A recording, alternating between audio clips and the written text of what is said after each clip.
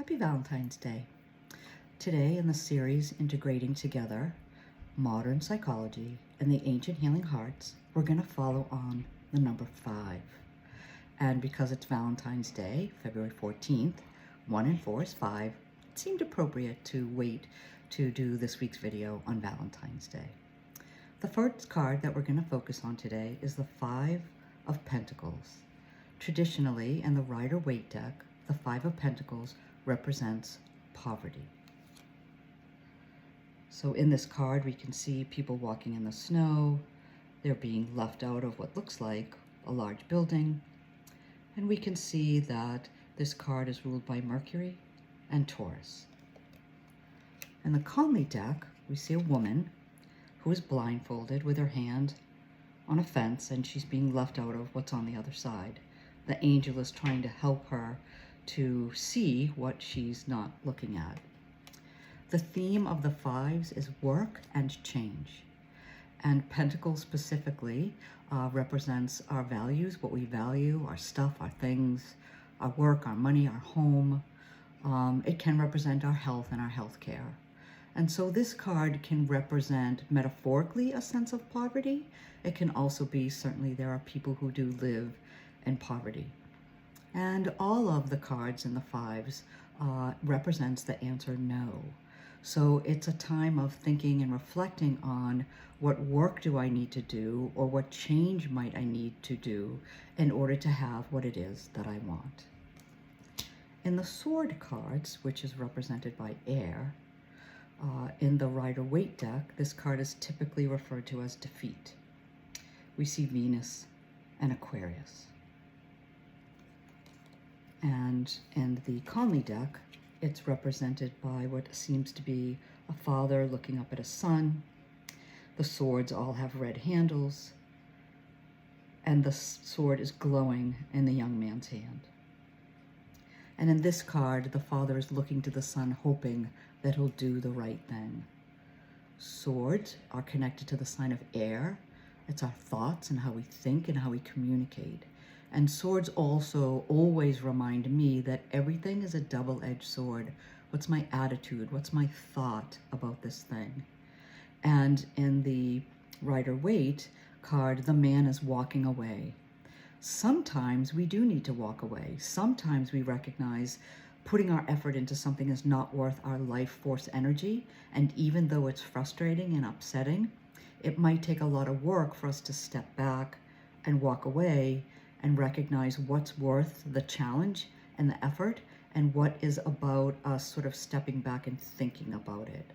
When those handles of those swords are red in the 𝐒𝐚𝐫 deck, it represents that we need to be cautious. We need to really think about it, because it could present some kind of a danger. I don't think it's a mortal danger, but we might end up putting ourselves in a situation that we don't want to be in, or speaking words that we might regret. And so because air is about communication, it also reminds us that we might need to let people know that we understand their perspective, even if we don't agree with that. In effective communication, that's called reflective listening. We're reflecting back to the other person what we heard them say, even if we don't agree. And that's where a lot of people get stuck. They think that they have to agree with someone to translate to them or express to them that they understand their perspective. It's an important part of communication. With wands, which is connected to fire and positive growth and change, we see in the Rider-Waite deck the card connected to conflict. It's ruled by Saturn and Leo. And when this card comes up, I ask folks what they see. Do they see people fighting? Do they see people building something? It's really interesting to hear how people interpret this card. And again, it's affected by the cards that can be around it. The Five of Wands in the 𝐒𝐚𝐫 deck is a man in a boat. Is he about to reach the shore, or is the wind in his face? Is he struggling to get to the other side? Is it difficult for him to get where it is that he wants to go? And so this card also is about, there are times in life, if something feels too difficult, too much of a struggle, it's just not working out for us, sometimes we do need to step back and think, how can I build? What do I need? What's the work that I need to do to make change in this particular area? In the cups, we have the traditional Rider-Waite, Five of Cups. This card is represented by loss. We see Mars and Scorpio. We see a dark figure looking down. There are 3 cups turned over. There are 2 cups standing. In the 𝐒𝐞𝐽 deck, we see a figure at a table looking down at the 3 cups that are spilled, ignoring the 2 cups that are on the shelf, still looking up. This card is sometimes referred to crying over spilt milk. This card sometimes is connected to addiction, as sometimes people who drink are in their cups. And so remember, cups are about water. And remember, it's important with our emotions to let our emotions flow. If we're feeling a sense of loss, it's okay to let that feeling in, right? We want to give our feelings a label, we want to let them in, and we want to let them out. That's the most important thing that we want to do when it comes to our emotions. And so the number 5 also reminds me, connects to the concept in dialectic behavior therapy, which is referenced as DBT. 2 concepts in DBT jump out to me connected to change and work. In dialectic behavior therapy, we talk about non-judgmental observation, because we as humans are very, very judgmental. Again, sometimes we just want to observe something and not judge it. Dialectic behavior therapy also talks about the concept of radical acceptance. There are sometimes things that are going to happen that we need to accept. We don't like them, we don't agree with it, we feel powerless, and we just need to accept it, because the other choice is just to be stuck in that sense of loss and helplessness, and we don't want to stay stuck there. So with radical acceptance, we accept the things that we can't control, and we focus on what we can control. What can I as a human being do? Can I be kind? Can I be rational? Can I be respectful? Are there agencies that I can donate to that affect things on the other side of the world that I have no control over? Can I hold the door for someone? Can I be kind to other people? Because that we do have control over.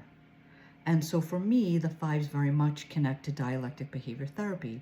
A dialectic is when 2 things seem like they're polar opposites, but actually they dovetail together perfectly. And the dialectic and dialectic behavior therapy is about acceptance and change. If you're familiar with the Serenity Prayer, it's pretty much that in a nutshell. And so this week, connected to things that we need to accept, astrologically, big things are happening. Saturn will move into the sign of Neptune. And Saturn is about structure. It's about organizations. It's about governments. It's about large entities. And Neptune is a very dissolving energy. Large structures are about to dissolve. This combination has not been together since about the beginning of the Civil War. And particularly, it will be in 0 degrees of Aries. Aries is the beginning of everything.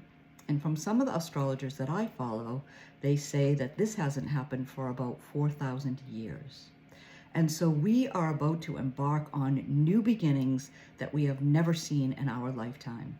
We have all asked to be here on the earthly plane during these times of transition. So as we go through these changes, try to observe without absorbing.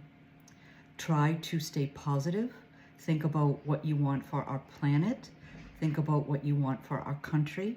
Think about what it is that you want for yourself in your own life as these structures are torn down and rebuilt. Be part of the rebuild in a positive manner. We may feel a sense of loss, right? That 5 of Cups around these structures as they got dissolved.